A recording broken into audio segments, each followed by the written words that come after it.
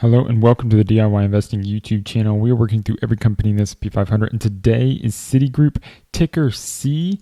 This is a large bank, and over the next few minutes, I'll discuss my thoughts on both the valuation of this company and its business quality. So let's dive on in.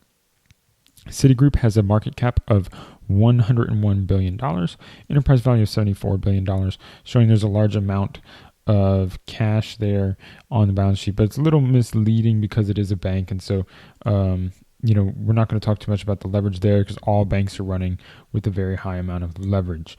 So Citigroup, large, this is one of the large global money center banks, 2,300 branches, primarily in the US, Mexico, and Asia. But best to just think of this as a large global bank. Return on equity. So one thing that we see here is basically before the financial crisis, this business is very different than after the financial crisis. So before the financial crisis, return on equity of 18%, 19, 16, 22, and 18%. Then in 2007, it begins to drop to 3%. 2008, they lose money. 2009, they lose money, and they lose money again in 2017. But when they recover from the financial crisis and in 2010, you're now at a new return on equity of 6% as a standard. So instead of 18%, you're in that 6% range. So you go 6%, 6%, 4%, 6%, 3%, 7, 6. Again, lost money in 2017, 9, 9, 5, and 10. So 6 to 10% over the last 10 years, 10, 12 years in return on equity when they used to be in the 15 to 20% range. So there's been a significant change for Citigroup post-financial crisis. This is actually quite poor in terms of performance for what I would want from a bank that I invest in. In addition, it's not super stable. There is some stability here. You can see basically this hovering around 6%, but 6% is a little too low. I want to invest in companies with a return on equity higher than my hurdle rate. So if I want to earn a 10% rate of return, I need a return on equity of like 15%. If I have a return on equity of 6%, then I should not expect an investment return of more than 6% if I hold this for the long term. So it's a bit discouraging for me to consider investing in a company like this because this return on equity is just too low. In addition, you have 2-3 years of losses out of the last 20 years. That's a little too high for me. Now, the global financial crisis is part of that, but if you include like 2007, they didn't lose money, but they did drop to 3%. You're talking about,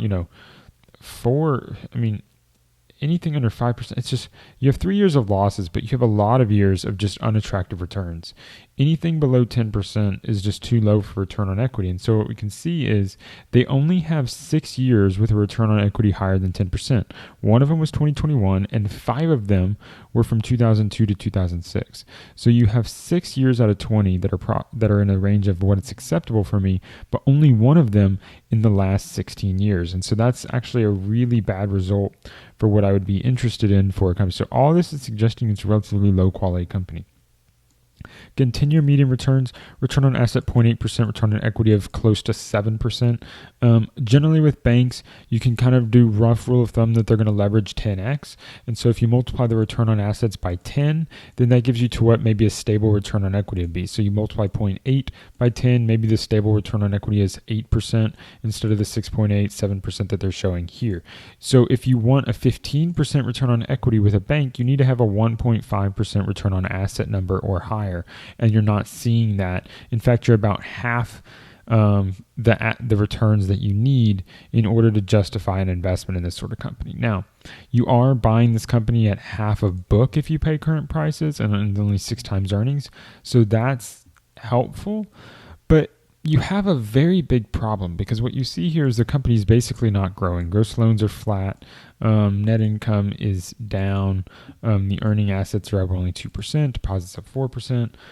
You can see their net interest income has basically fallen over the course of the decade. So if you call this basically kind of like a revenue line for a non-bank company, they started the decade at $47 billion and now they're only at $42 billion. That's actually quite poor. Now, you have had changes in loans to deposits, so they have some potential room to run. Of course, if interest rates go higher, then that really helps their ability to make some money. But it's not good what I see here. This is not something I'm really interested in investing in.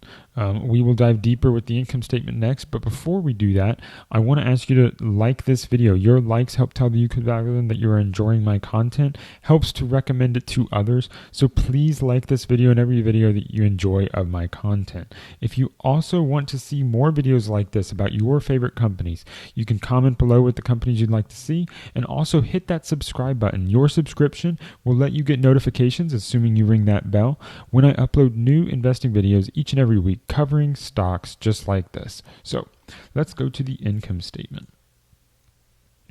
Income statement, of course, we're going to see a little bit more. You see that interest income, of course, dropping a significant amount.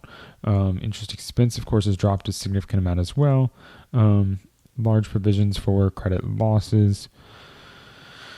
Now, but this is an interesting one. They have grown non-interest revenue, but then their non-interest expense is also very quite large. So this company is very expensive. Now, what you can see that's been really helpful to them is that their shares outstanding has declined by about a third. They've gone from 3 billion shares outstanding to 2 billion shares outstanding.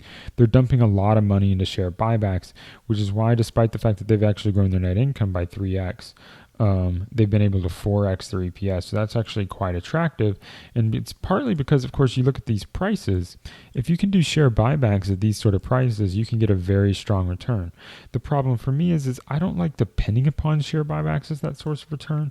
I'd much rather have top line growth because it's dependent upon the price. Now, what it means is that if you're buying a company like this could be a really good company to buy for speculation when the prices are low, because you look at this, let's say $10 on earnings per share, or let's call it $8 earnings per share, and you're buying back at 6 times earnings.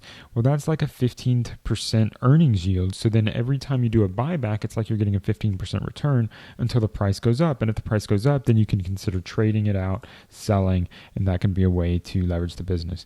Now, you can spend a lot of time here on the balance sheet if you want, but the basic sense is that there's not been a lot of very positive change. You're not growing a super large amount. You're at from 645 billion loans, 675 billion loans, very little loan growth over that time.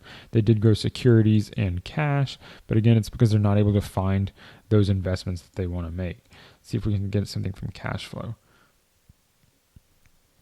There's a lot of very large changes in working capital, so you'd want to average these out over a few years because that's making it very difficult to see. So you can see that even when they have large net income numbers, they might have these negative cash from operations numbers, and so you really need to sort through that before speculating in a company like this. To me, it would definitely be a speculation because of just what you're doing in terms of buying it. You'd want to be buying it at a really low rate. You can see that they are buying back those shares, and that's a really good use of this cash that they're producing, as we've seen, especially as the prices are as low as they are. So it's something to be considering about. But for me, Citigroup is a pass. I'm not interested in companies that aren't growing. This company is growing its EPS. They're doing it successfully, but the EPS growth is coming, as far as I can tell, almost exclusively from buybacks.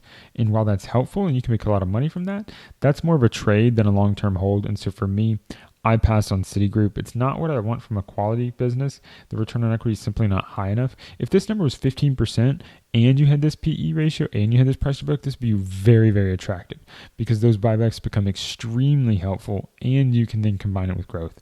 But without a higher return on equity, it's just not interesting to me.